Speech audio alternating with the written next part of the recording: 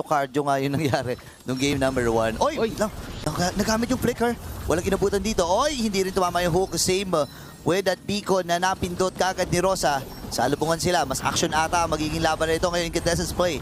Para Lunar. kay TNC, walang kinabutan! At nabagsakan ni Lunar na nakakuha na ng Pwede nyo rin samahan ang mga top restreamer leaderboards natin na continuously adding joy sa ating torneo ngayon. Pero teka lang, mamaya na sila dahil hindi pa tapos ang ating gera sa gitna. Sige mo na kapag free hit dito. Napakaganda ng pagkasa doon ng Bravest Fighter Land Shaker. Pero kapalit naman ng buhay niya. Vanex is gonna pick up a kill. Dalawa ang nawala sa Aurora Gaming at nakahook pa si Apex. Di pa pala tapos ito. Si Ken naman ngayon ay bibit-bitin din. At mamamaalam siya sa pagdating sa gold para dito kay Vanex. Kaya si Hades ay bumangga. Talaga napakatapang nito pero na dun yung pag-hook. And the bloody hunt. Ngayon si Vanex breathing lamang at David Bet. Si Seven ang kanyang pinupunanan.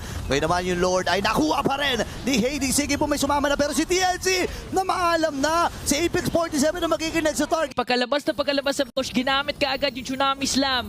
Hindi nga in-expend yung flicker kaya ang dami nilang resources ngayon. Ayan na naman yung Tsunami Slam at free hit si Vanex. At ready na silang i-base lock ito. Sige po, pinipilit lang protektahan. Wipe out muna para sa team.